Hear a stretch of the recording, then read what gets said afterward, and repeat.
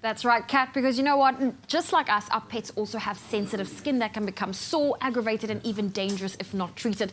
Well, Leanne chats to Dr. Guy Fyvie about how to look after your pet's skin. The skin is the largest organ in the body and needs to be looked after properly, whether you're a human or even an animal. Now, some pets are very prone to skin irritations, and as we enter the summer months, the environment can make our pet's skin a lot worse. This can be frustrating for us as pet parents, and it's very important for us to know what the telltale signs are and how we can best manage these kinds of skin conditions in our pets. Here to tell us more is Dr. Guy Fyvie. He is the Veterinary Affairs Manager at Hills. Guy, so good to have you here this morning. We love our doggies. They're such an important part of our lives. But what are the main causes of skin conditions in pets? Most concerningly, dermatitis. Okay. So dermatitis is a term that means irritation or inflammation of the skin. And the most common things that we have in most countries is fleas and ticks, fleas being the most important one. But it's quite complex. There are a whole lot of things that come together. So they can have a flea allergy as well as other allergies.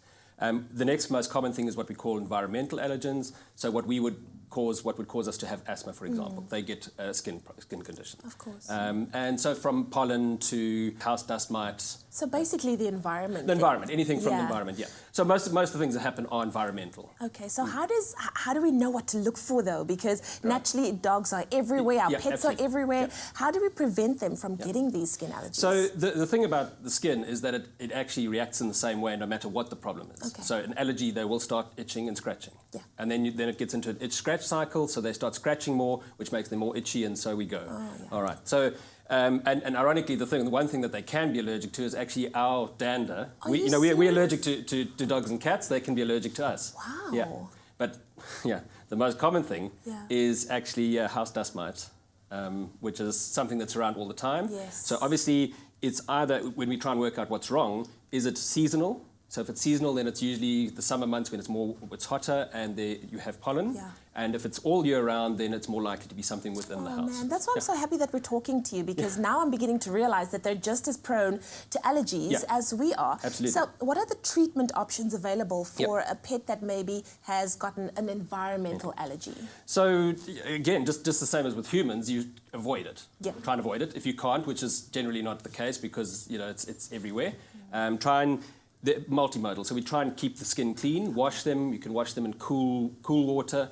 Make sure that we get rid of all those allergens that can actually go through the skin. Secondly, we use medications, but some of those are a little bit heavy. People understand the cortisone is a problem. Yes. You can't use it long term. So then the other option is nutrition. So something like this new Hills Derm Defense, which helps to build the skin up from the inside and prevent the allergens from actually getting in through the skin and therefore causing the problem.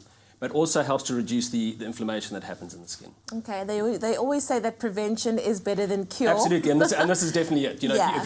If you can avoid the flare-ups, if you can, it's going to happen, you can start, looking after the skin early, then it helps to stop it. And of course, just being aware of the telltale signs, because they can't speak, so we have to be able to see it for them. And essentially what they're going to be doing is itching and scratching. Okay. They can get ear problems. Often they'll lick their paws. Flea allergies they'll have issues on the back, they'll scratch on their back, but with other allergies like food allergies, it's the ears and other places. Okay. But essentially they're scratching and red skin. Yeah. Well, thank you so much, Guy, for being here with us and, of course, giving us the telltale signs of what we need to look after to make sure that our pets don't have these allergies. Always good having you on your Feel Good Breakfast Show. Well, we certainly hope that has enlightened you as pet parents, because we do want to make sure that we keep our pets as happy as they should be.